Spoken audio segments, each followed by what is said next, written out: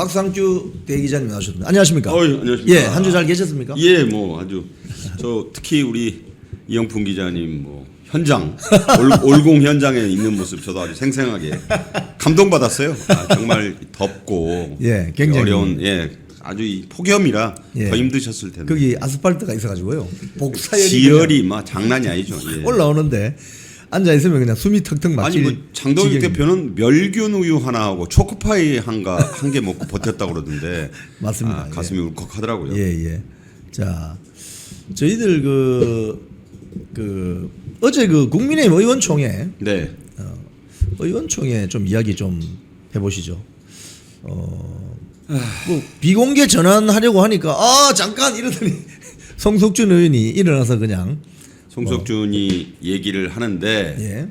그 바로 앞에 이진숙 의원이 앉아 있었어요. 예, 맞습니다. 그 장면도 대단히 상징적이던데 예. 사실 저는 어제 3시간이 넘는 이 의총이 굉장히 비겁한 사람들이 많았다. 예. 왜냐하면 장 대표를 공개적으로 어떻게 보면 이렇게 지키려고 발언한 사람이 제가 보기에는 박준태 실장이야 뭐 당연히 그러고도 남을 만한 사람이지만 그 이외에는 거의 없었어요. 그런데 눈에 띄는 것은 역시 이진숙 의원이었다. 그러니까 송석준이 일어나서 뭐 사퇴가 어떻고 또 한참 떠들었잖아요. 공개적으로 뭐 이렇게 촉구를 했는데 이게 이제 뭐 아시다시피 제일 먼저 한 게 해외에 지금 나가 있다는 최고위원 우재준이 먼저 시작하고 그다음에 뭐 좀비 어쩌고 망언을 한 이제 양양자에 이어서 송석준이 어제 작심 발언을 했는데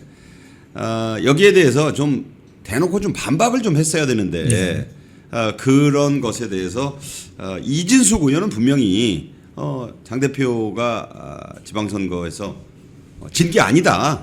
물러날 이유가 없다. 선방했다. 네, 선방이라는 표현도 썼고 그래서 공개적으로 그렇게 발언을 한 사람이 이진숙 의원 사실 한 사람뿐이었다는 게 좀 아쉽다.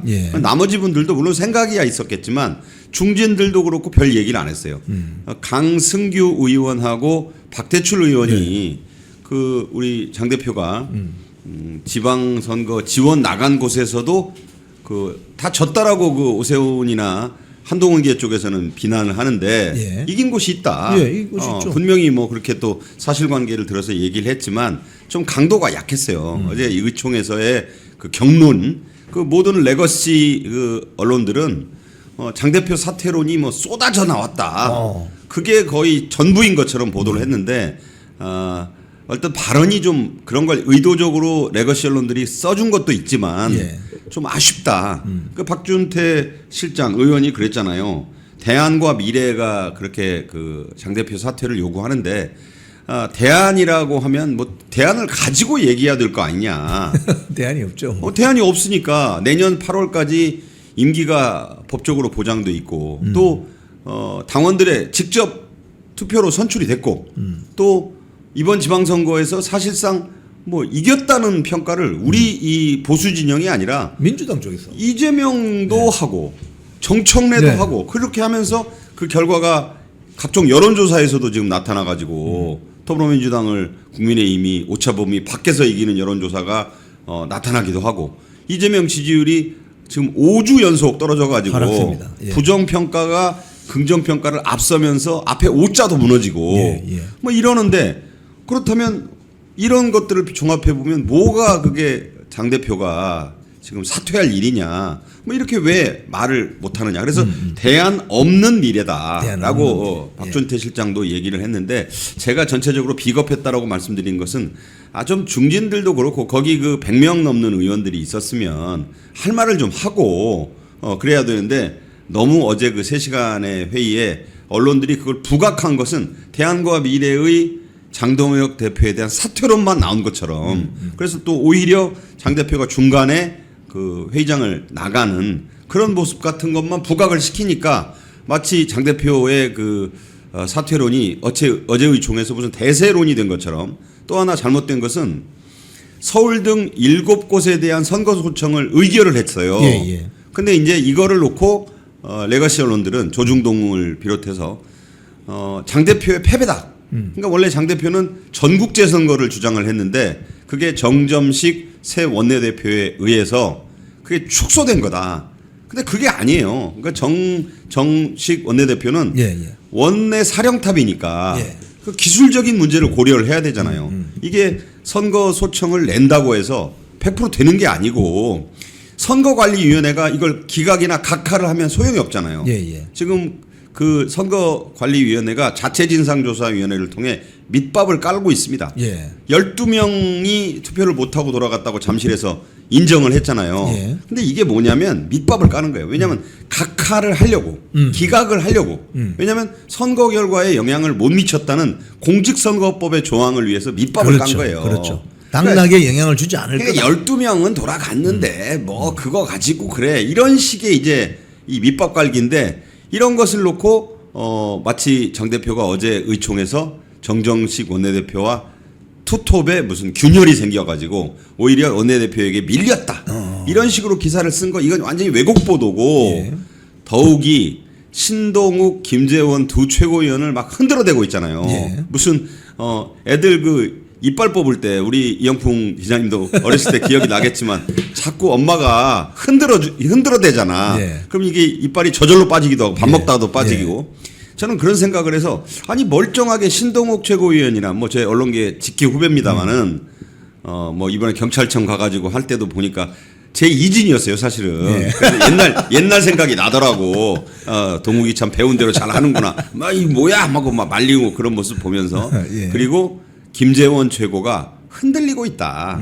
장 대표 사퇴론으로 마치 기우는 것처럼 결심만 하면 두 사람만 하면 뭐 우재준 양양자 두 배신자에 이어서 신동욱 김재원만 합세하면 장 대표 빠지니까. 체제가 그날로 붕괴되는 것처럼 아니에요. 입장 표명을 신중히 할 뿐이지. 근데 자꾸 지금 그 애들 이빨 흔들듯이 흔들어대고 있는 레거시 언론이 흔들어대고 있는 그런 모습을 보면서 이 대안과 미래는 박준태 실장 얘기가 딱 맞아요. 대안 없는 미래다. 이름을 바꿔야 돼요. 박준태 실장의 얘기에 전적으로 동감을 합니다. 지금 뭐 대안과 미래 같은 경우 이제 말씀하셨으니까 뭐 어떤 언론에서는 소장파다, 뭐 당내 혁신파다 이렇게 이야기하는데 먼저 소장파라고 하면 뭐 젊은 혈기가 있어야 되는데 거기 뭐 권영진이나 또는 뭐 저 충청에 있는 그 정치인이나 다들 뭐 소장파가 아니고 중진 이상으로 늑다리에 늑다리. 그러니까 영어로 늑다리를 도타드라는 표현을 쓰는데 뭐 왜 여기서 영어 단어가 나와? 그 늑다리들이 많아요. 뭐 소장파라는 게 젊은 것도 아니고 그러면 그 나이가 70이 넘어도 생각이 젊으면 소장파라고 할 수 있어요. 그렇죠. 근데 생각이 나이만 젊으면 뭐 하냐고. 우재준이 88년생인데 그 조광한 최고가 그랬잖아요. 철부지다.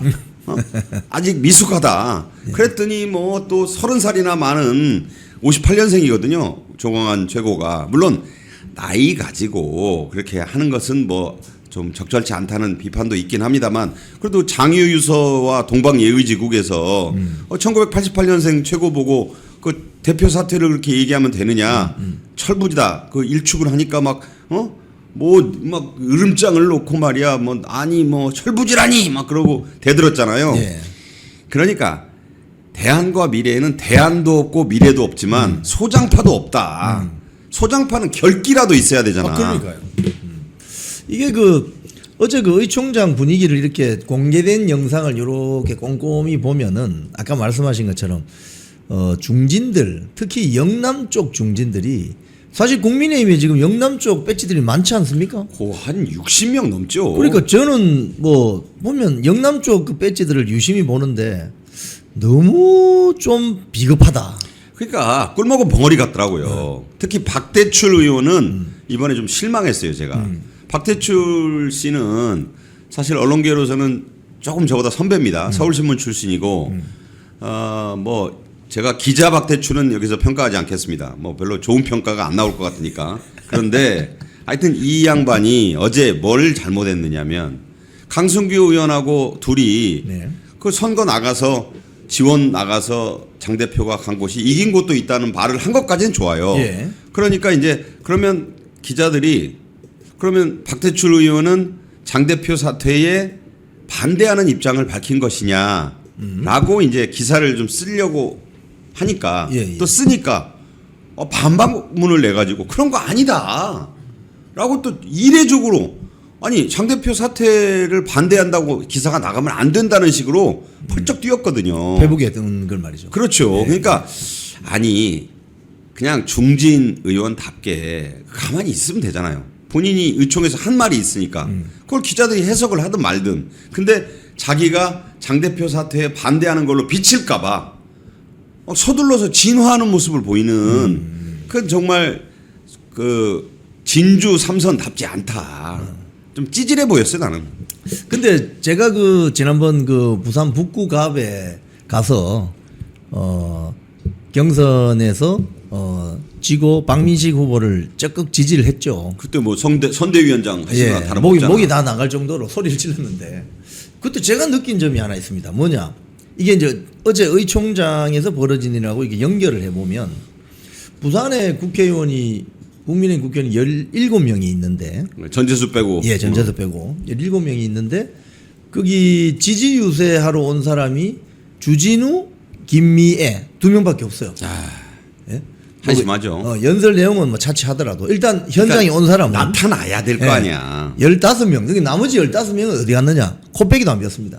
그 옆에 사상인이 뭐 네. 부산 출신이 네. 그 가까운 데도 안 왔다면서요. 안 옵니다. 왜 바로 안 왔을까? 옆에서도 안 오고. 왜 안 왔을까? 저는 개인적으로 한동훈이 눈치를 보는구나. 결국은 혹시 나중에 한동훈이 혹시 뭐 복당해서, 복당해서 무슨 뭐 해계문이라도 쥘까봐. 질까봐. 그게 어제 의총장에서도 저는 여실히 드러났다고 보는 거거든요. 그러니까 어떻게 이렇게 결기가 없나? 저희들이 어릴 때부터 저 같은 경우도 이 봐온 정치인들이 좌우파를 떠나서 가령 뭐 이런 거죠.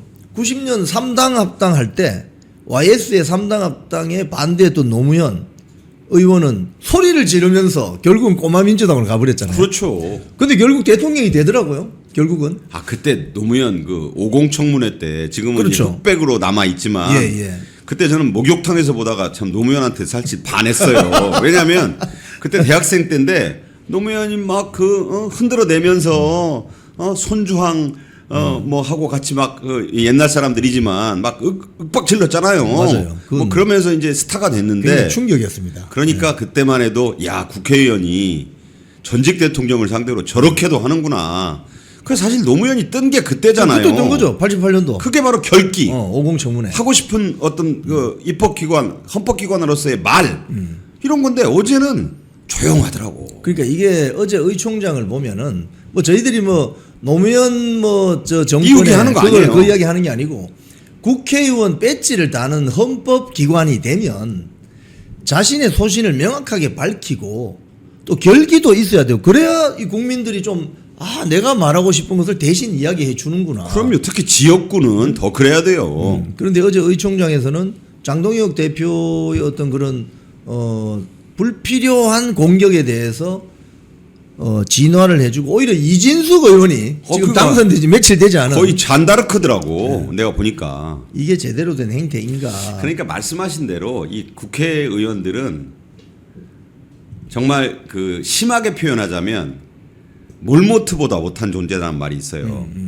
실험 대상. 예. 그러니까 공천해줄 사람이 누구냐만 촉각을 곤두세우는 그런 존재들인지도 몰라요. 맞습니다. 그러니까 현재 조중동이나 이런 레거시 언론들 뭐 MBC 이런 데는 말할 것도 없고 예. 이런 데서 자꾸 뭐 장 대표 사퇴 쪽에 무게를 실어서 흔들어대니까 야 이거 괜히 내가 여기서 장 대표 그 옹호를 했다가는 쟤들한테 찍혀가지고 기사나 좀 안 좋게 나가면 나한테 득이 뭐가 되겠는가. 그러니까 한동훈 오세훈 눈치는 둘째 치고라도 예. 그 레거시 언론에 찍히기 싫은 거야. 저는 그래서 말들을 안 했다고 봐요. 그러니까 거기에서 달랑 2명, 박준태 비서실장과 그다음에 당선인 중에 이진숙 의원 하나. 그럼 나는 그래서 어제도 오늘 그런 댓글도 봤습니다만 김태규 의원은 왜 말 안 했냐. 이번에 3사람이 되지 않았어요. 예. 그 화재의 당선인이 이제 유이동이야. 원래 그런 뭐 자기가 잘났다고 생각하는 사람이니까 그 제쳐두고 그러면 이진숙 방통위 전 위원장이 그렇게 의원을 할 때 발언하면 일단 김태규 의원도 좀 같이 했으면 그 소위 방미통위의 2인방 전사로 지금 불리잖아요. 예. 좀 아쉽다. 그러니까 아직 초선이어서 조심스러워 했는지는 몰라도 너무 몸조심들을 하더라고. 그러니까 그게 눈에 훤히 보이고. 그럼요. 3시간 내내 너무 대안과 미래만 설쳤어요. 그러니까 이게 무슨 꼬리가 몸통을 흔들더라고. 불과 한 25명인데 아니 4배의 그 의석을 가진 원내 110석 정당이잖아요. 그런데 아니 그 4분의 1이나 될까 말까 한 사람들한테 저렇게 휘둘려 가지고 국민의힘의 대안과 미래밖에 없습니까? 정말 좀 부끄럽다. 근데 그 이제 정치 평론 이렇게 심도 깊게 하시니까 어느 분이 강성규도 사퇴 반대했어요. 뭐 이렇게 이야기 올렸습니다. 그 장동혁 지도부 그러니까 장동혁 대표의 측근들 뭐 측근들이 이렇게 뭐 박준태 말고는 별로 총대 안 맸어요 어제. 그리고 제가 볼 때 지금 이 주목을 받고 있는 게 신동욱 최고와 김재원 최고잖아요. 예. 그러니까 김재원 최고는 의원은 아니지만 예. 그 신동욱 최고가 좀 어떻게 발언을 어제 좀 이렇게 좀 최고위원답게 한마디 했으면 어땠을까. 그러니까 사퇴 반대 뭐 찬성 이걸 떠나서 지금 모든 언론이 주목하고 있잖아요. 신동욱이 흔들리면 끝이다. 뭐 신동욱이 TV조선 앵커도 하고 뭐 그전에 SBS 앵커도 했으니까 지금 TV조선이 장 대표 무슨 부동산 문제 계속 때리고 그럼 옛날 TV조선이 아니에요 지금. 그럼 왜 저러지? 그 중앙일보나 동아일보는 그렇다 쳐도 조선일보, TV조선은 좀 달라야 되지 않나? 하는데 요새 보면 장동혁 대표 때리기에 아주 그냥 사력을 집중하고 있어. 혈안이 돼 있습니다. 그래서 제가 볼 때는 그래서 그런가 신동욱이 지금 말을 않고 있는 것도 좀 아쉽습니다. 예. 강성규 의원이 사퇴 반대했다 그랬는데 팩트는 얘기했지만 세게 얘기 안 했어요. 박준태급으로는 얘기 안 했습니다. 예. 그러니까 아쉽다 예. 이런 얘기예요. 박준태 실장은 이제 그 송석준 의원이 나 공개 발언을 하겠다고 하니까 비공개 지금 넘어가려고 한다 이러니까 그럼 밖에 나가서 하세요 기자들한테. 얼마나 결기 있어요. 예, 밖에 나가서 하세요. 당신 하고 싶으면 여기 언론인들 밖에 데리고 나가서 해라. 왜 여기 그러니까 카메라 받으려고 그런 거야. 그렇죠. 소위 카메라빨 받으려고 서가지고 배 내밀고 하는데 저는 그 앞에서 탁 이렇게 눈 내리깔고 그 있던 이진숙 의원의 모습이 오늘 그 신문에 보도됐잖아요. 예. 위치가 참 절묘하더라고요. 예. 자, 지금 사실 이 지방선거 이후에 국민의힘 지지율이 일단은 상승세를 타고 있잖아요. 엄청 상승 중이죠. 상승세를 타고 있습니다. 이 상승세라는 게 이 지점의 여론조사가 결국은 한 일주일 전에 여론이 반영되는 것으로 보면 지금도 올라가고 있는 거 아니겠습니까? 지금도 계속 오르는 중이죠. 제가 볼 땐 그래요. 근데 이 국회의원들, 즉 국민의힘 국회의원들 상당수는 뭐 대안과 미래든 간에 뭐 친한동훈계 가든 이든 간에 왜 이렇게 흔들어대는 겁니까 도대체? 왜냐하면 불안한 거죠. 제가 볼 땐 그래요. 왜냐하면 이게 의외의 여론조사 결과가 막 나오니까 당황했어 이 사람들이. 이게 자기들이 의도한 대로 장동혁이 선거 다음 날이나 다다음 날쯤에 한동훈처럼 나가야 정상이라고 봤거든. 근데 아니 장 대표가 보기에도 그랬지만 그 대역전이 일어났고 저는 그 세석을 불린 건 그 험지에서 그렇죠. 뭐 울산 남갑 그 김상욱 배지 그것도 찾아온 거나 다름없고 또 평택에 그 대역전 그게 뭐 유이동이 잘나서 이긴 거예요? 아니라고요. 제가 볼 때는 2030이 거기 그 평택시 고덕동 거기에서 5만 명이나 사는 그 젊은 표심이 확 움직였고 그래서 이긴 건데 유이동이 자기가 이긴 줄 알았지만 그다음에 충남 공주부여 청양의 윤용근 당선자 의원 빛나는 전과가 있어요. 그래서 저건 내가 보기엔 졌다고 보기 어려운데 사퇴할 필요 없다 이런 생각을 저는 그날 아침부터 했었다고 사실은. 그런데 여론조사 결과가 그렇게 안 나왔으면 사실 장 대표가 좀 수세에 몰릴 뻔했죠. 그런데 아니 오차범위 밖에서 앞선다는데 그 국민의힘의 지방선거를 평가한 거잖아요. 여론이. 더불어민주당을 오차범위 밖에서 앞선다는데 심지어 리얼미터가 하는 그 좌파 성향의 리얼미터조차 국민의힘이 잘했다. 또 여론조사 공정위 해보니까 격차가 더 벌어져 있고. 더 벌어지고. 그러니까 더불어민주당이 30%되고 국민의힘은 40%대 계속 그렇게 나오잖아요. 예. 이재명 지지율은 4주 5주 계속 떨어져가지고 되게 오짝 깨지고 부정보다는 긍정보다 부정이 많아지고 이 난생 처음 보니까 지금 이재명이 바짝 지금 오늘 들어온다는데 지금 완전히 멘붕이에요. 제가 볼 때. 지금 국민의힘 저 배지들 중에 상당수가 한동훈 비대위 때 공천을 받고 당선이 된 사람들이 많잖아요. 많죠. 그 사람들 입장에서는 이 장동혁 지도부가 계속 연임이 되거나 유지가 되면 야 이거 뭐 깝깝하지 뭐 정치적 미래가 없어요. 다음 총선에서 그냥 낙방인데 그럼요. 이거 낙천이 될 가능성이 높은데 이런 불안감이 휩싸여 있는 거죠. 공포감이 있고 2년 한 석 달도 안 남았어요. 제가 볼 땐 총선 금방입니다. 그리고 이 분위기에서 이 국회의원들은 뭐 좀 심하게 말하자면 무슨 오늘 밤에 나한테 팁 줄 사람한테 더 집중하는 유흥업소 여종업원 같은 존재다. 그러니까 좀 제가 좀 심하게 표현하자면 룸살롱 호스테스만도 못하다는 얘기가 있었어요. 왜냐하면 공천 줄 사람 어젯밤까지 나랑 나에게 팁을 줬던 사람 필요 없고 오늘 밤에 나한테 팁 줄 사람이 중요하다는 게 국회의원들이거든. 그렇게 제가 좀 비유를 너무 좀 속되게 했는지 모르겠습니다만 그냥 공천 눈치를 보는 건데 이 제가 볼 때는 이 여론조사 결과에 놀란 거예요, 사실은. 왜냐하면 과거에 한동훈이 2024년 총선 때 그 떨어지고 그 무너진 공식이 있잖아요. 그때 인요한 최고를 비롯해서 최고위원들이 줄사퇴하면서 한동훈이 버틸래야 버틸 수가 없었잖아요. 그렇죠. 그러니까 이번에도 그 공식을 그대로 대입해서 장 대표를 사퇴시키려고 했던 거예요. 그런데 그렇게 안 되잖아요. 안 되죠, 지금은. 게다가 국민의힘의 성적이 나쁘지 않아. 그리고 제일 중요한 거 이 올림픽공원 사태 민주항쟁이 터진 데다가 지금 이재명하고 정청래가 이번 선거 졌다고 그러잖아요. 그렇죠. 상대방이 졌다고 하는데. 아니 그런 분위기가 되니까 이게 자기들 뜻대로 안 돌아가는 거야. 심지어 이런 얘기도 있어요. 지금 왜 레가시 언론들이 조중동이 오세훈 띄우기를 이렇게 막 하느냐. 그러니까 오세훈을 막 차기 대권 주자로 지금 밀어 올리고 있잖아요. 한동훈 복당은 조금 나중에 하더라도. 근데 광고 때문이다. 오세훈이 서울시장이 이제 7월 1일 날 뭐 당선 업무를 시작하면 광고 줄 게 엄청나거든요. 엄청나죠, 사실. 서울시 산하단체, 기관, 각종 뭐 공익 광고 아시잖아요. 뭐 저보다 더 또 프로그램을 많이 해보셨으니까 협찬.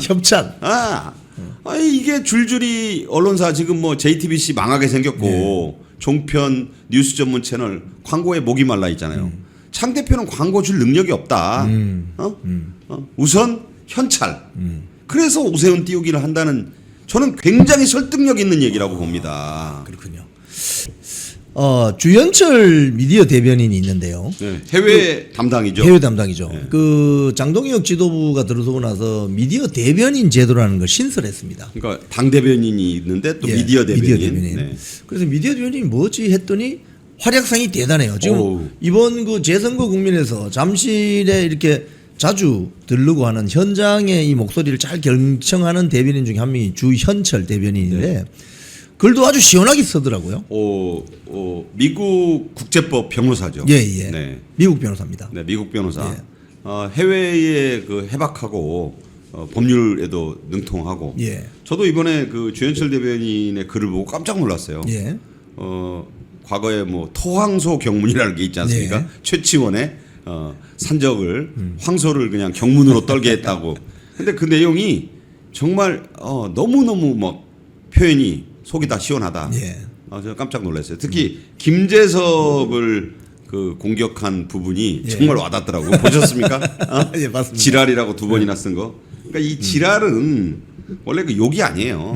제가 이제 호남 출신인데 거기는 이제 그런 말을 많이 합니다. 지랄병, 어지럼병, 지랄병. 욕이 아니에요. 근데 이제 우리가 서울 그 표준말 쓰는 분들은 지랄 뭐 이제 하면 욕이라고 생각하는데 그건 병의 일종입니다.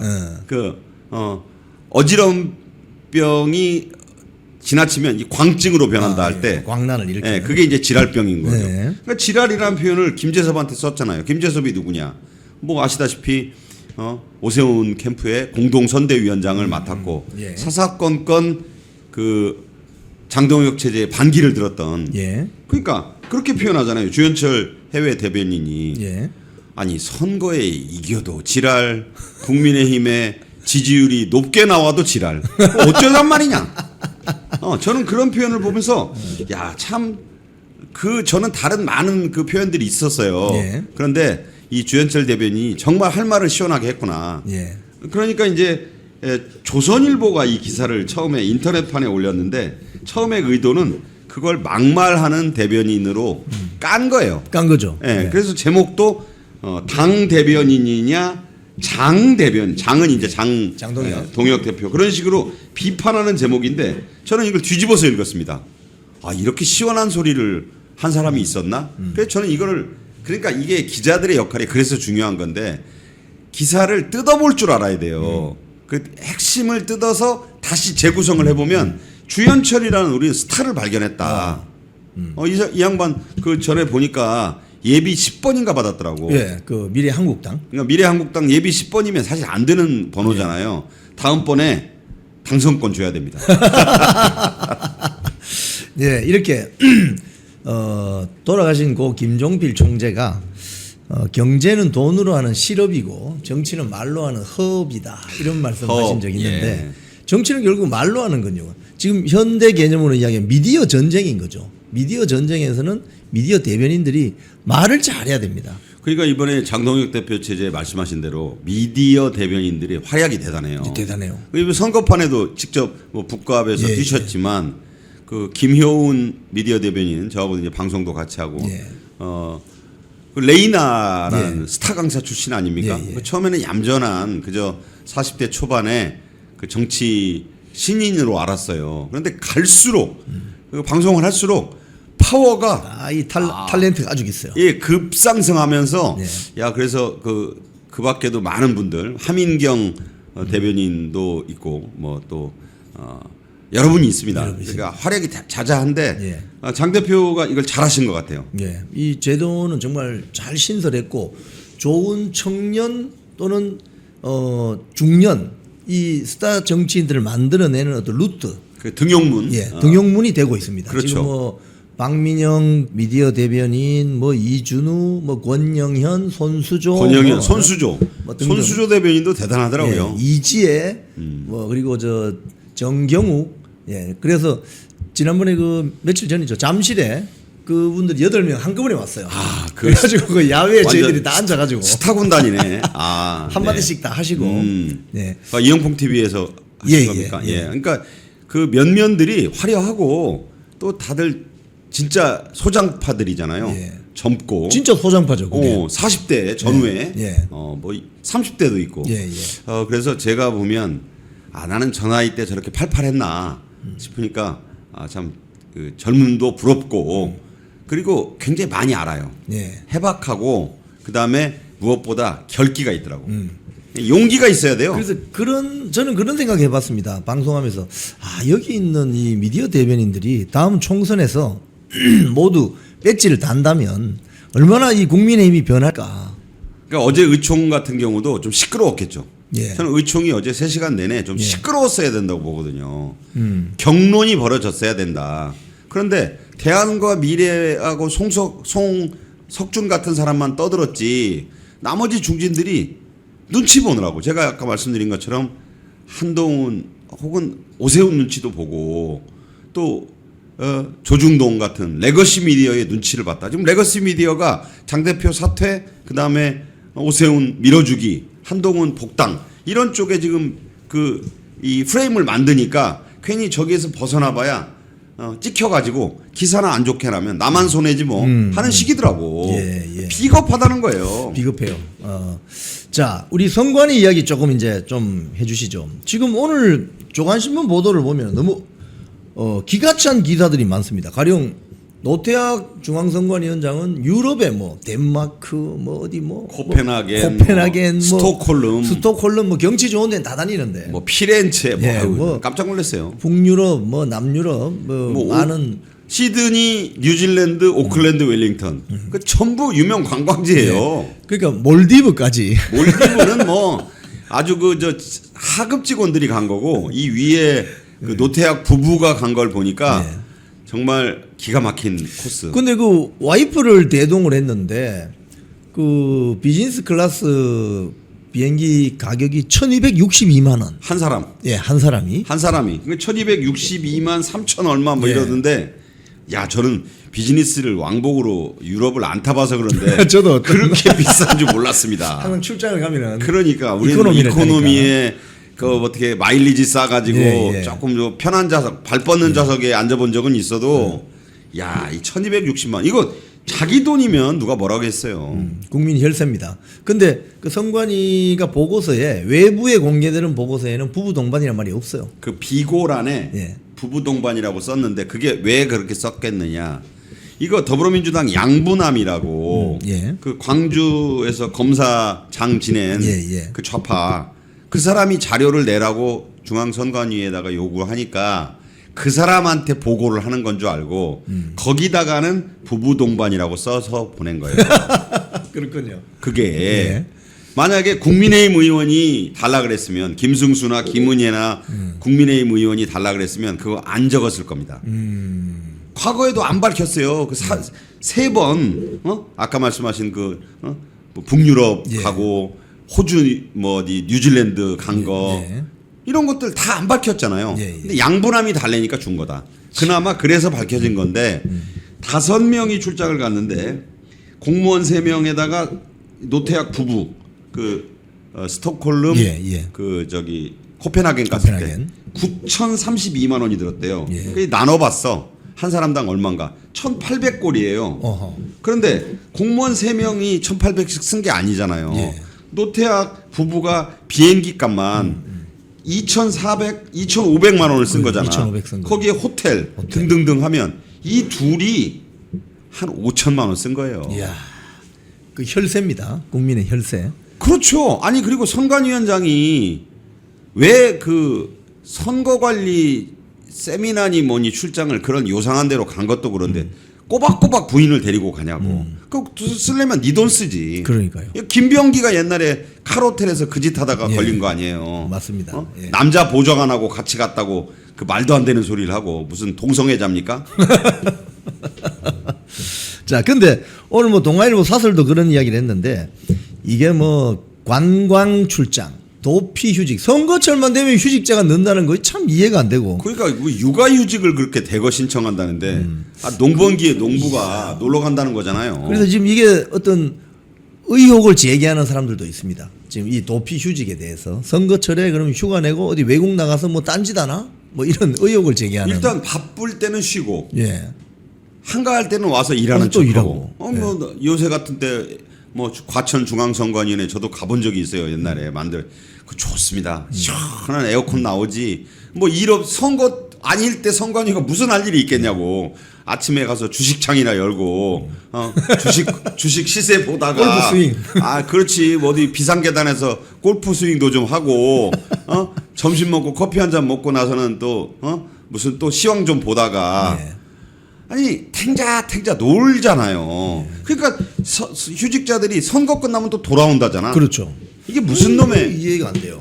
근데 이 아빠 찬스 같은 경우도 이 작년에 큰 문제가 됐었는데 뭐 제가 기억나는 건 인천 선관위 충북 뭐 제천인가요? 어디 선관위를 보면은 선관위 직원의 아들이 인천 지역의 지방직 공무원이었는데 이 아들을 인천 선관인가로 이제 특채를 하기 위해서 없던 티오도 만들고 위인설관직이죠. 위인설직. 위인설관. 네. 그래서 그 친구가 와서 머물 수 있는 원룸 예산도 배정하고. 그러니까 이게 패밀리 비즈니스예요. 이탈리안 잡이라고 이게.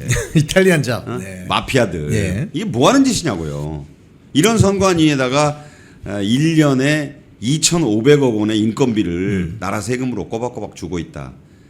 대선 때 8천억 원 넘게 쓴답니다 여기가. 그렇죠. 어마어마하죠. 근데 오늘 민주당에서 나오는 이제 뉴스가 보면은 선관위의 투개표 업무를 맡길 수가 없다. 그래서 이걸 행안부가 옛날로 지금 내무부 아닙니까? 내무부죠. 내무부. 이게 옛날로 돌아가는 거예요 지금. 3.15 부정선거 때 네. 내무부 장관 최인기가 그거 하다 사형당했잖아요. 예. 저는 그 생각도 나더라고. 그러니까 이게 행안부 손에 맡기는 거는 이도둑놈 손에서 저도둑놈 손으로 넘기는 거예요. 좀 심하게 말하자면 예. 소매치기한테서 뺏어가지고 퍽치기한테 넘기는 겁니까? 이게 뭐 하는 겁니까 이게? 지금 이렇게 되면 선관위 조직이 온전하게 유지되기가 힘들다. 이건 뭐 민주당이나 국민의힘이나 이거 거의 같은 이야기가 지금 나오는 것 같은데. 어떤 식으로 수술하냐만 남은 거죠. 또 하나 기가 막힌 거는 오늘 이게 이제 보도가 됐는데 노태악이 비상임이었잖아요. 예. 대법관이면서. 예. 그래서 이제는 이게 무슨 노태악 문제인 줄 알고 그 전에 노정희 문제인 줄 알고 상임 대법관을 하나 신설하겠대요. 그러니까 이것도 말 안 되는 거죠. 말이 됩니까? 이거 완전 아니, 위인설관이죠 이것도. 그리고 대법원의 그 대법관을 한 명 늘리는데 이 사람은 선관위원장 업무만 한다? 그러면 선관위원장으로 발령을 내야지 왜 대법관을 늘리겠다는 겁니까? 그러니까. 이게 말이 안 되는 이게 꼼수 중에 꼼수인 네. 거예요. 그러니까 이 꾀를 내도 꼭 이런 요상한 꾀만 낸다. 재죽을 꾀만 낸다는 말이 있잖아요. 예. 이건 말이 안 되는 짓을 하고 있다. 그러니까 깔끔하게 제가 주장을 여러 가지로 하는데 그냥 해체하고 계절 조직으로 만들어야 돼요. 그렇죠.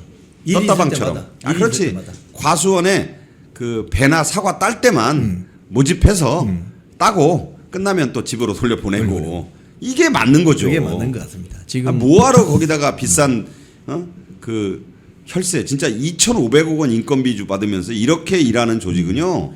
진작 정리했어야죠. 자, 우리 잠실 이야기 조금 네네. 드리면은 이게 지금 제가 봤을 때 그 재선거 소청이 들어가고 국정조사가 확정이 되고 이제 특검이 논의되기 시작했는데 오늘 아침 그 국민의힘 최고위원회에서도 장동혁 대표가 그 발언을 하더라고요. 이제는 특검, 야당 주도의 특검으로 가야 된다.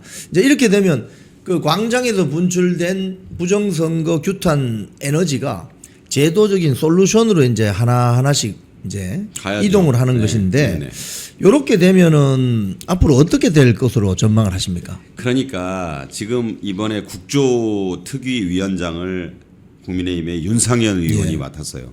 근데 이거 다 눈가림이에요. 왜냐하면 비교섭 단체 2명을 끼워서 국민의힘 위원이 그렇죠. 2명이 적어요. 예, 적어요. 그럼 마이크를 누가 장악하겠습니까? 어차피 국조는 중계 싸움이거든요. 그렇죠. 우리 둘 다 방송인이니까. 그러니까 마이크를 걔들이 더 많이 잡는 거예요. 그래서 사회자는 할 게 별로 없어요. 그 과거에 추미애나 최민희처럼 그렇죠. 그 막무가내 위원장이 그 사회를 볼 수가 없다. 그러니까 윤상현이 본다 한들 뭐가 그렇게 그러니까 이 국정조사를 통해서는 밝혀낼 수가 없다.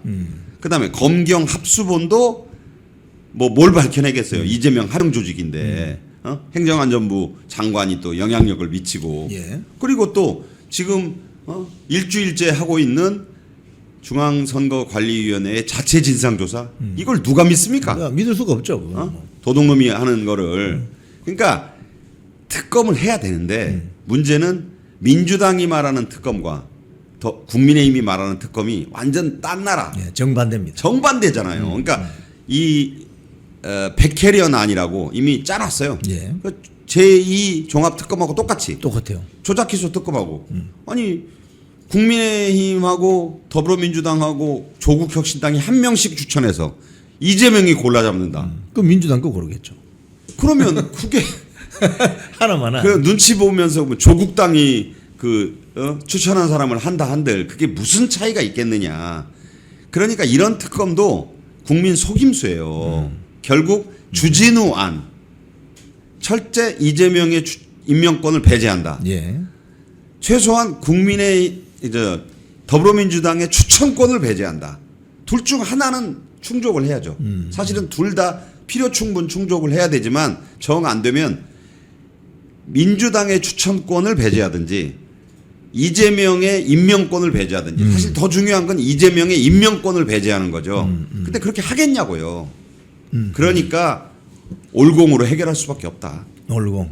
국민 항쟁으로 계속 간다. 당분간. 저는 뭐 이것밖에는 방법이 없지 않나. 지금 이제 이 월드컵도 곧 끝나요. 제가 예, 볼 때 뭐 예. 한국이 16강 어쩌고 그러는데 좀 내가 애국자가 아니라서 하는 얘기가 아니라 옛날에 그런 영화 배우 김윤석 씨가 그 일본 소설 배경으로 한 그 영화에서 한 대사가 있어요. 무슨 놈의 애국을 4년마다 한 번씩 하냐?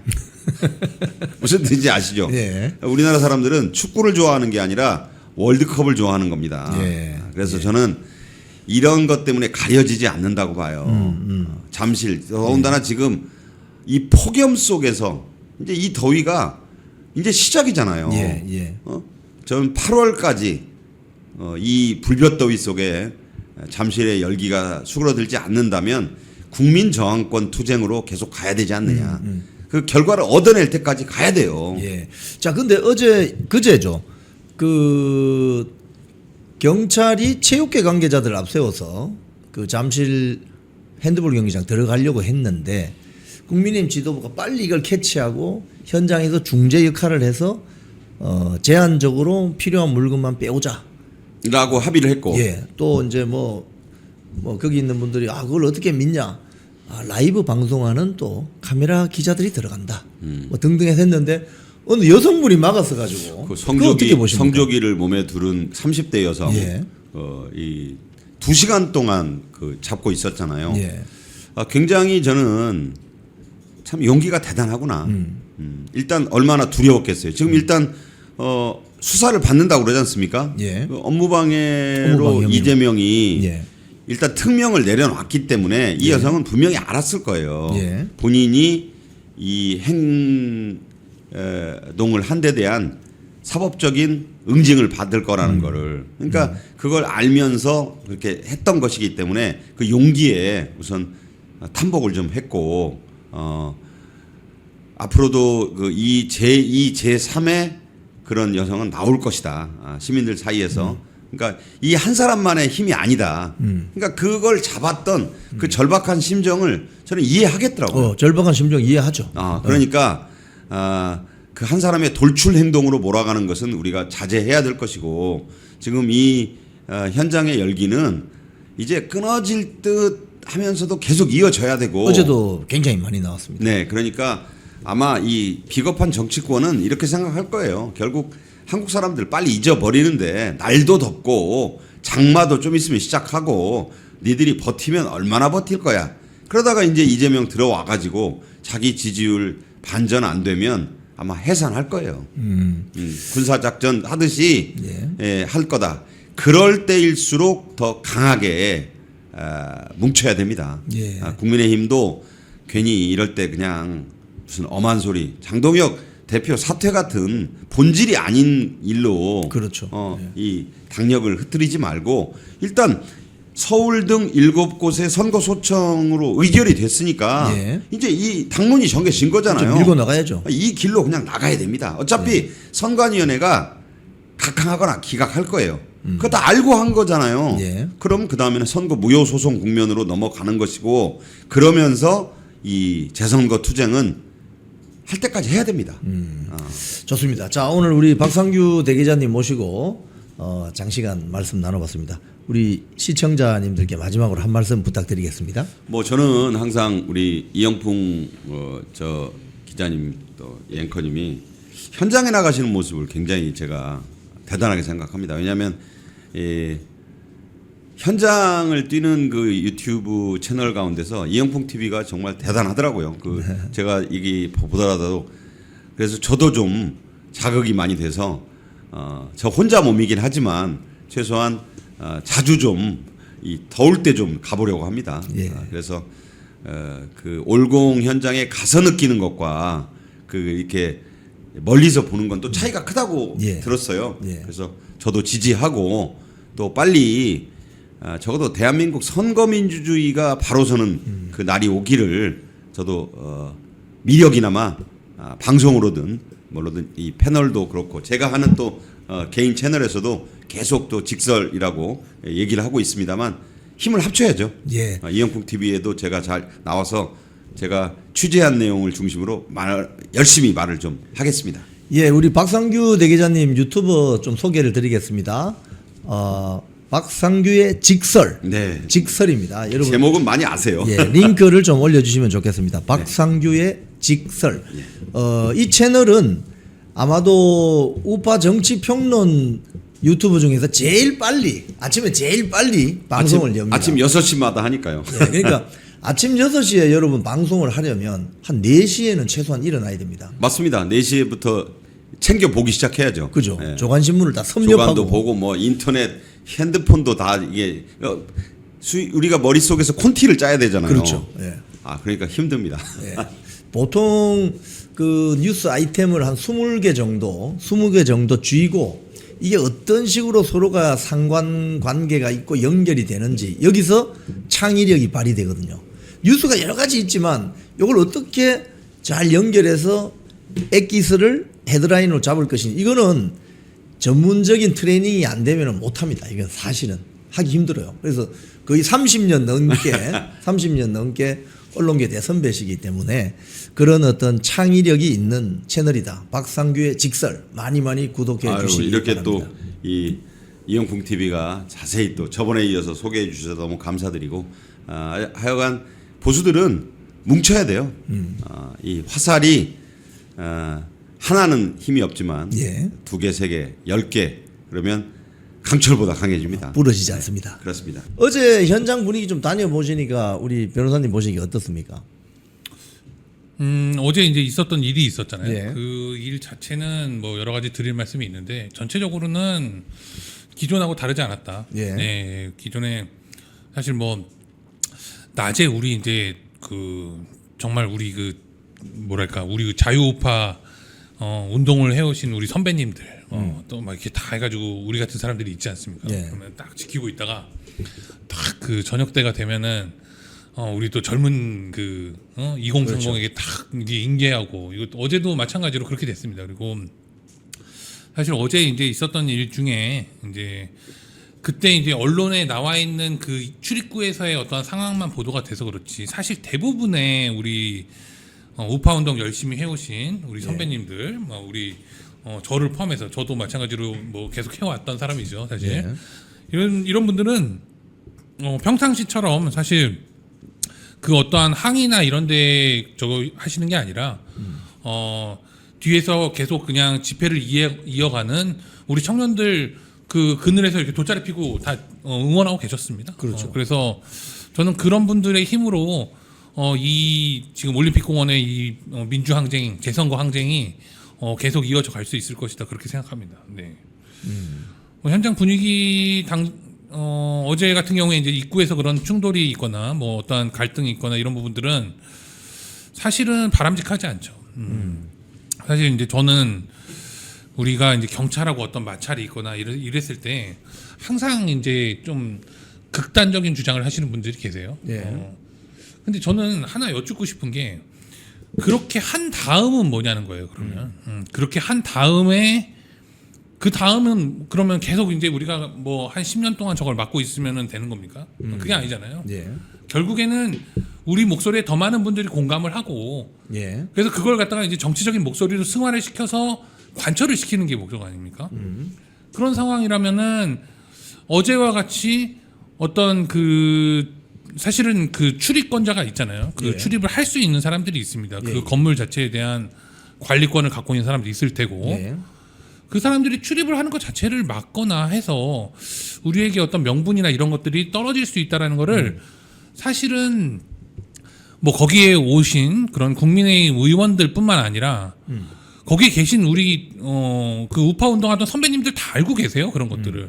그래서 많은 분들이 사실은 그 어떠한 적절한 정치인들이 제시하고 경찰하고 이렇게 어느 정도의 합의안을 도출한 것에 대해서 동의를 표하시고 공감을 표하셨다. 저는 그렇게 생각이 듭니다. 지금 조금 전에 이 현장을 보니까 민주당 지도부가 처음으로 올림픽 공원 핸드볼 경기장에 지금 나타났습니다. 네. 이건 어떻게 봅니까? 이거 거기에 뭐 이모경 이렇게 데리고 왔다면서요? 예, 예. 그 이모경이 누구예요? 뭐 운동선수 출신 아닙니까? 그렇죠. 그러니까 거기 와가지고 저런 생쇼를 하는 거예요. 네. 뭐냐 이미지를 나쁘게 하기 위해서 거기에. 이미지를, 저기는 이자들이 온 이유가 거기 모이신 분들의 목소리를 들으러 온 게 아니잖아요. 지금 출입을 보장해라 와서 하는 얘기가 대한체육회 뭐 선수들 관계자들 출입을 보장해라. 예. 지금 국민들이 거기서 선거권 투표권을 보장해 달라. 우리의 투표권을 지켜야 된다라고 이야기를 하고 있는데 예. 거기 와가지고 생뚱맞게 이재명의 사주를 받은 대한체육회 이런 얘기를 하면서 출입을 보장해라. 출입을 보장하는 것에 대해서 이야기를 하러 왔다. 그러니까 당연히 쫓겨나죠. 이자들의 이런 얕은 수가 어디서 나오는 거냐.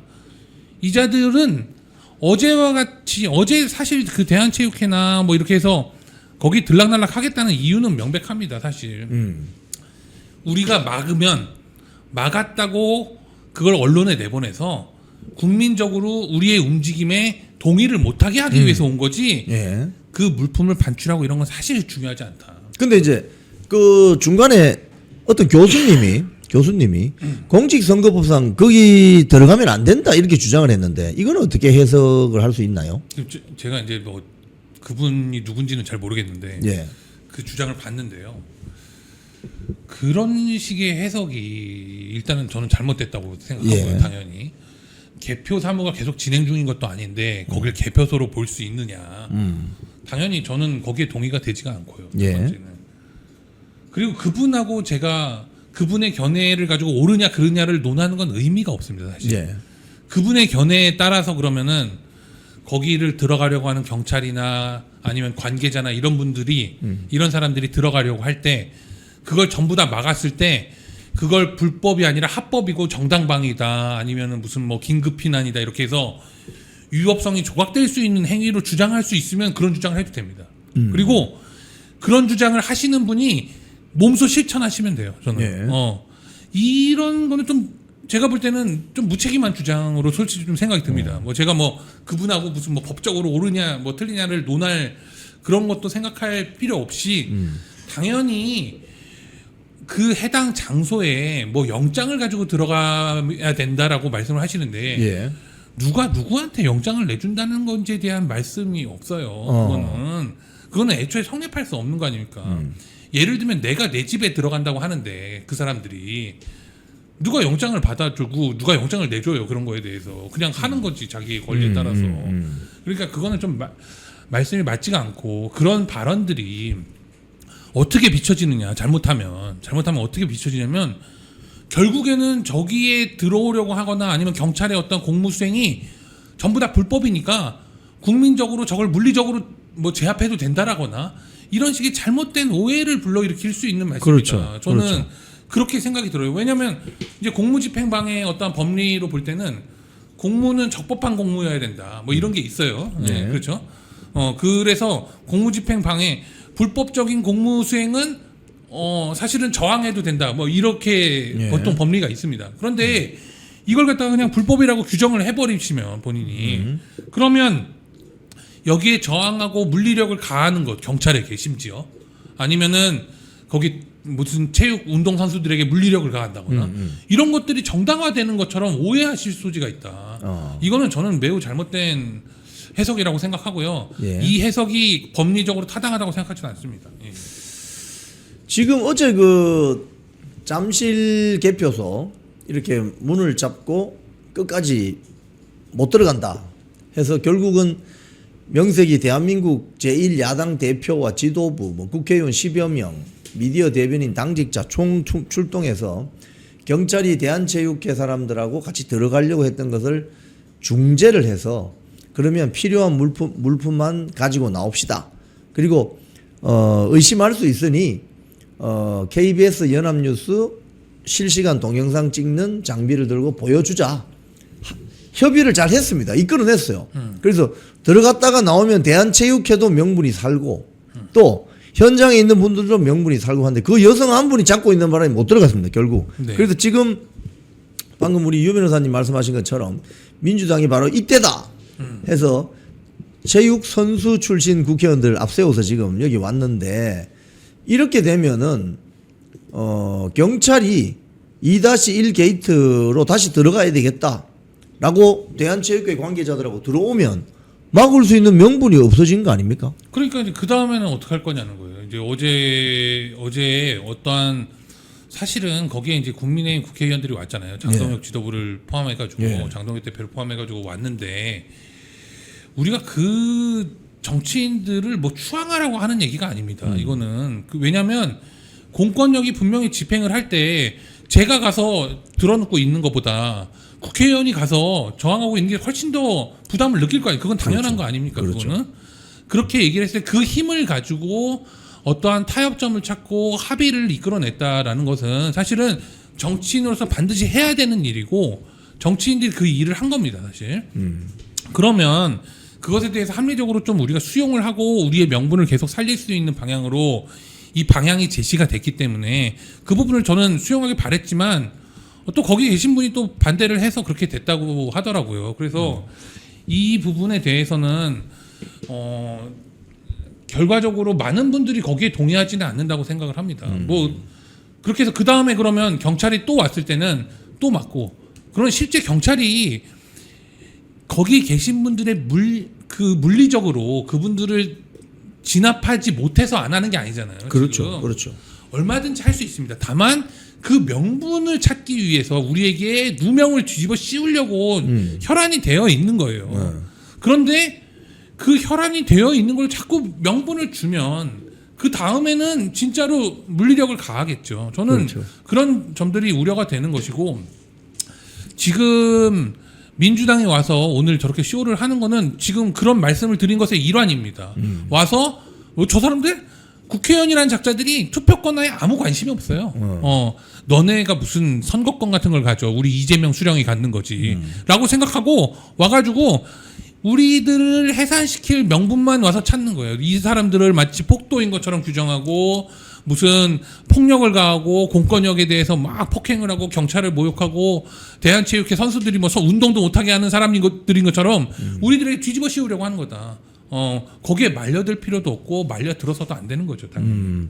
어제 그 경찰의 이런 행태를 보면은 그 국민의힘 의원들이 신동욱, 조승환, 뭐 김장겸 의원 등이 서울경찰청장 박정보를 만나러 갔는데 거기서 경비부장이라는 경무관이에요. 경무관 계급을 단 자가 국회의원 보좌관만 목덜미 팔을 비틀고 목덜미는 이거 어떻게 보십니까? 깡패죠 뭐. 이런 게 깡패입니다.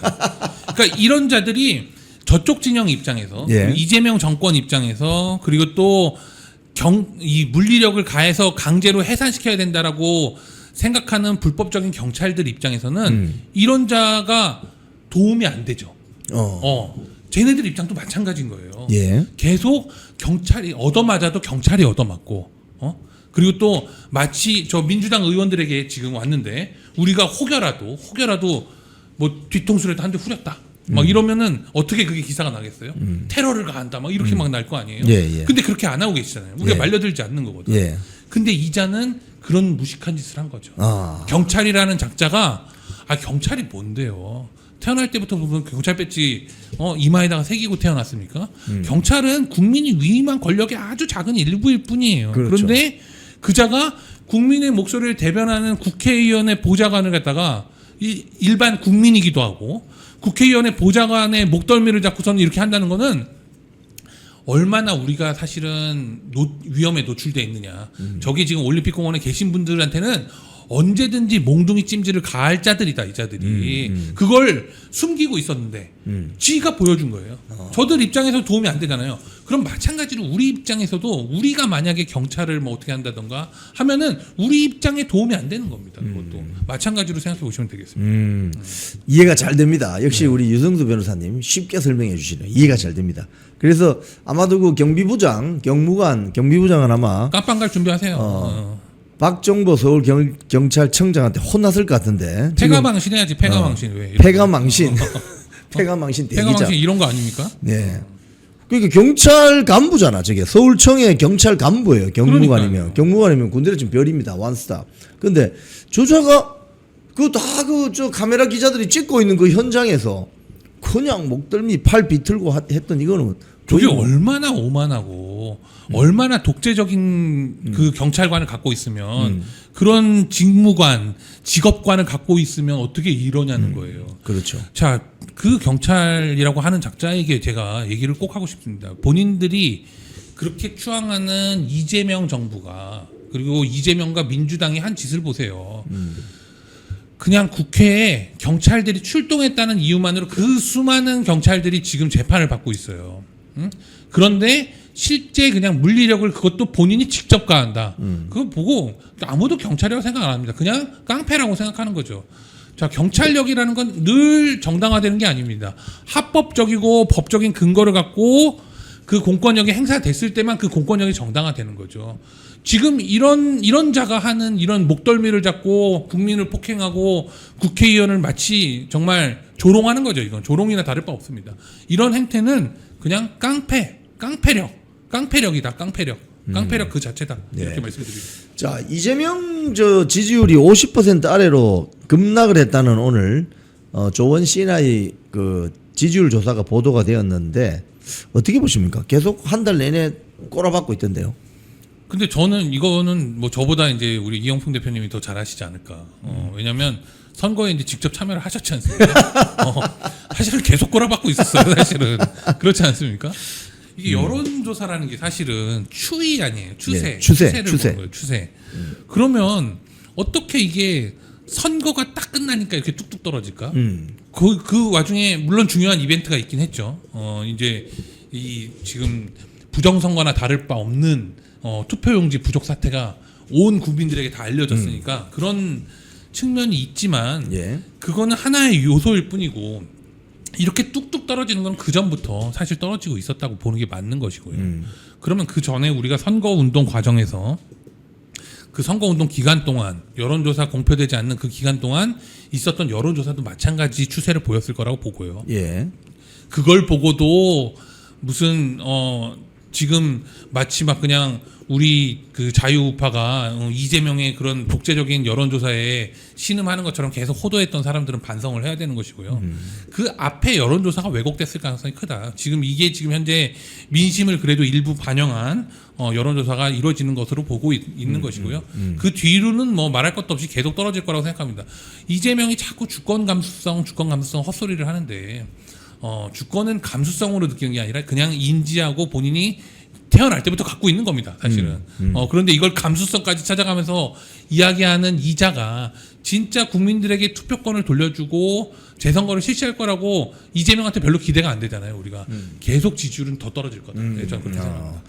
자, 여론조사는 추세입니다, 여러분. 추세.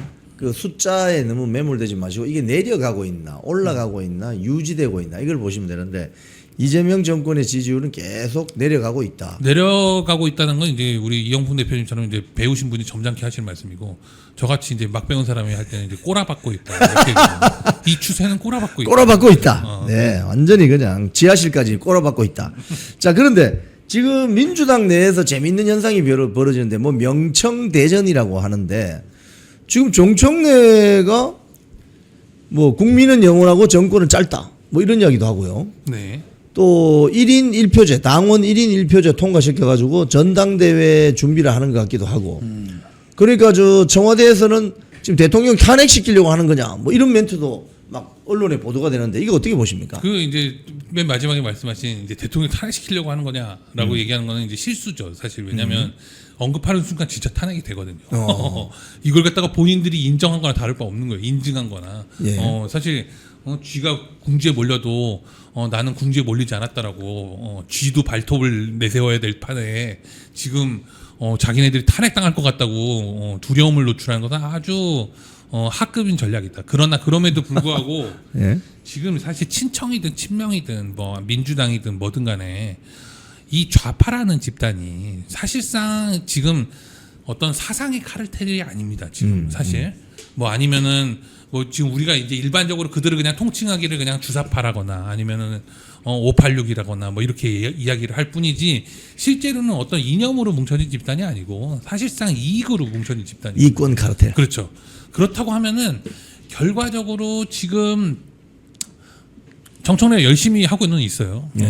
저는 정청래 응원합니다. 예. 정청래 응원하는데 정청래가 이렇게 응원해 본 적이 있나 싶어요. 저는 그 독사 같은 눈을 갖다가 이재명을 향해서 치켜뜰 때, 그때가 우리가 이제 같이 청래와 함께 싸워줄 때다 이렇게 생각합니다만 그럼에도 불구하고 이재명이 그렇게 쉽게 무너지지 않을 거다. 왜냐하면 말씀드린 대로 이 카르텔이기 때문에 이권을 쥐고 있는 건 어쨌든 지금 대통령에 앉아 있는 이재명이거든요. 예. 사실은 그렇기 때문에 계속 지금 뭐 박범계나 이런 자들이 사실 그렇거든요. 박범계 같은 자들은 실제 이제 어떤 그런 무슨 사상이나 이런 게 없어요. 그냥 자기 그냥 되는 대로 그냥 가는 사람들이거든요. 이런 사람들은 계속 정청래를 공격하고 있습니다. 그러니까 어떤 당권을 계속 공격하고 네. 있고 대부분의 의원들이나 대부분의 세력이 아마 거기에 갈 거죠. 그리고 또 마치 예전에 그 좌파 정권을 뒷받침했던 극렬 좌파들 이 사람들은 사실상 지금 이권에 다 그 카르텔에 들어와 있거든요. 그 사람들이 그 이권을 쉽게 포기하지 않는 한 정청래는 많은 어려움을 겪을 것 같습니다. 저는 청래야 화이팅 한번 외쳐주고 싶습니다. 그러시군요. 지금 그 최근에 이 잠실 국민항쟁이 일어나면서 한 10일쯤 지금 돼 가는데 국민의힘 지지율이 올라가고 있습니다. 네. 이건 어떻게 보십니까? 이 현상은? 저는 일단은 가장 주요했던 거는 그동안 국민의힘이 국민들의 이 부정선거 진실규명에 관한 목소리를 전혀 반영하지 않았기 때문에 지금 그 목소리에 함께하는 움직임을 가져가는 것이 바로 지지율 상승의 가장 큰 원인이 됐다라고 생각을 하고요. 예. 그렇다고 한다면은 그 반대의 경우도 당연히 경계를 해야 된다. 그동안 국민의힘이 잘못했던 건 뭐냐? 사실은 이 부정선거 진실규명에 관한 이 어젠다가 많은 좀 음모적인 주장도 많아요. 거기에는 제가 볼 때 저는 이걸 같이 해왔지 않습니까? 예. 제가 7년 가까이를 예. 같이 해온 사람 입장에서는 그 중에서 걸러내야 되는 주장들도 있어요. 사실은 예. 예. 우리의 주장 중에는. 근데 그걸 제도권에서 검증을 하고 제도권에서 추리고 어떤 정치적인 요구로 승화시켜야지만 그런 우리 주장이 더 합리적으로 국민들에게 설득적으로 다가갈 수 있었는데 사실 그동안 음모론 취급을 해왔잖아요. 그 뭐 누구라고 제가 특정하는 게 아니라 전체적으로 다 그래왔잖아요. 그런데 지금 국민들과 함께 하기 때문에 이 지지율이 올라간 겁니다. 그러면 마찬가지로 여기서 예전에 했던 그런 수구 같은 행태들 하라고 자꾸 그 주장하는 자들 있잖아요. 김용태니 예. 뭐니 이런 사람들이 뭐 부정선거 음모론에 편승해서 뭐 자리 지킬 생각하지 말아라. 그게 아니라 그거는 그러니까 말 같지도 않은 얘기고 그렇게 만약에 가고 다시 수구적인 행태를 보이면 지지율은 다시 떨어집니다. 다시 떨어집니다. 지금이야말로 정말로 우리가 국민들이 민주당이 싫어서 국민의힘을 지지하는 게 아니라 뽑을 사람이 없고 기대가 되는 사람이 없어서 그나마 이런 식으로 국민의힘이 어떤 지지율을 받는 게 아니라 진짜 국민의 목소리를 대변하는 정당이나 정치인이 이 사람밖에 없고 이 정당밖에 없구나라는 공감을 이끌어내고 그런 앞장서고 이 전국을 주도하는 그런 지도력을 발휘해야 될 때다 그렇게 생각합니다. 그렇군요. 자, 지금 현장에 경찰들이 진입할 가능성이 있다 이렇게 소식이 전해집니다. 자, 근데 어제 그 개표소 진입을 홀로 막은 그 여성이 지금 연합뉴스 보도를 보니까 업무방해 혐의로 수사를 받을 것 같다. 뭐 이런 보도가 있습니다. 이건 어떻게 전망하십니까? 수사를 당연히 받을 거라고 생각이 듭니다. 뭐 예. 이렇게 받으라고 고사 지내는 건 당연히 아니죠. 저는 예. 뭐 그분도 어떻게 보면은 어쨌든 열심히 하려다가 잘못된 생각으로 그렇게 하신 게 아닌가. 저는 그렇게 생각을 해서 뭐 도와드릴 수 있다면 도와드리는 방법을 또 찾고 그게 뭐 변호사의 역할이라고 생각합니다. 근데 예. 이제 다만 이제 어제 있었던 일에 대해서는 어떤 법률적인 책임이나 이런 것들을 가해서 결국에는 범죄자로 낙인을 찍는 그런 것을 서슴지 않을 거다. 그런 빌미를 줬기 때문에. 그래서 향후에 이제 많은 어려움을 좀 겪으실 걸로 예상이 되고, 일부 저는 몰지각하다고 표현할 수밖에 없는데요. 몰지각한 그런 이 아스팔트의 오피니언 리더라고 하는 사람들이 그 여성을 계속 잘했다. 뭐 영웅시하고 그게 올다르크랍니다. 올다르크. 올다르크? 올림픽공원. 올림픽공원. 올다르크라고 지금 예. 하면서. 저는 황다르크 같던데. 아무튼간에 그렇게 하는 분들은 책임을 져야 됩니다. 이 사태. 예. 왜 그게 정당하고 정말로 진짜로 그렇게 했어야만 했다면, 아니 그 여성분이 연행되고 할 때 다 그거 경찰 물리력으로 저항해가지고서는 그분 구출하지 그랬어요. 그건 왜 안 했습니까? 그러면 그렇게 정당하고 그게 전부 다 헌법적으로 허용되는 일이라면 그렇게 못 하잖아요. 예. 그리고 그런 식으로 물리력이나 어떤 폭력이나 이런 것들을 이용해서 우리의 주장을 관철시킬 수 있다면 할 수 있는 데가 있어요. 저기 중앙선관위 가서 서버 탈취해 오시면 됩니다. 그 무력으로 그냥. 그게 할 수 있다면, 그게 가능하다면. 그거 불가능하다고 다 아는 거 아니에요. 예. 근데 이걸 갖다가 우리가 도와드려야 된다라는 생각과는 별개로 잘했다, 앞으로 다들 저렇게 해라라고 얘기하는 분들은 본인이 그렇게 하세요. 본인이 하면 됩니다. 본인이 하고 본인이 책임지시면 된다. 너무 무책임한 얘기를 남발하는 것 같아서 너무 안타깝습니다. 예. 자, 오늘 잠실 재선거 국민 항쟁 또는 경찰의 문제, 어제 그 2-1 게이트 앞에 있었던 그런 문제들 유성수 변호사님과 말씀 나눠봤습니다. 우리 변호사님 마지막으로 우리 시청자님들께 한 말씀 부탁드리겠습니다. 아, 예. 저는 지금 국민의힘의 이제 국회의원들이 나와서 올림픽공원에서 함께하는 것은 너무나 사실은 감격스럽습니다. 뭐 국회의원들에게 감격하는 게 아니라 정말로 이 국회의원들이 국민들의 요구를 어떻게 이렇게 나와서 현장까지 받아들인 적이 언제 있었나 이런 생각을 하면 정말 감격스럽습니다. 지금 그러면 어쨌든 우리에게도 기회가 온 거 아닙니까? 저처럼 그렇죠. 국회 밖에서 이렇게 싸우는 사람들, 뭐 제도권 외라고 얘기되는 아스팔트에서 싸워온 사람들 입장에선 정말로 너무 좋은 기회가 온 거예요. 그리고 너무나 이 기회를 소중하게 해서 결국에는 정치적인 요구를 관철시키는 그 결과물을 만들어내야 되는 의무가 주어지는 시점입니다. 이러한 것들에 대해서 많은 아스팔트 선배님들이나 같이 싸워주신 우리 우파 국민들이 동의해 주실 거라고 생각하고요. 결국에는 단 하나의 길밖에 없어요. 우리가 하는 거는 올림픽공원에 많이 오셔라. 많이 오시고 평화적이고 정말로 그야말로 번뜩이는 아이디어로 국민들의 동의를 이끌어내고 있는 청년들을 지지해 주셔라. 예, 이 말씀으로 마치겠습니다. 네, 오늘 출연해 주셔서 고맙습니다. 네, 감사합니다. 쿵TV를 사랑하시는 시청자 여러분, 대한민국은 지금 체제 전쟁 중입니다. 연성 파시즘 체제로 갈 것이냐, 아니면 자유민주주의 체제를 지킬 것이냐, 이를 위해서는 결단과 용기가 필요합니다. 민주당의 정보통신망법이 통과되어서 오는 7월부터 시행이 됩니다. 이렇게 되면 언론 자유 훼손은 물론이고 자유우파 유튜버들의 산업 생태계에 심각한 지장이 예상됩니다. 여러분, 어떻게 해야 되겠습니까? 여러분들의 도움이 필요합니다. 여러분들이 우잘사 회원에 가입하셔서 대한민국 체제 전쟁에 승리하고 국민의힘 장동혁 지도부를 지켜내고 정보통신망법을 비롯한 언론 자유를 심각하게 훼손하는 여당발 공세에 대응해 주시기 바랍니다. 우잘사 회원 많이 가입하셔서 함께 가는 여정을 만들어 갑시다. 감사합니다.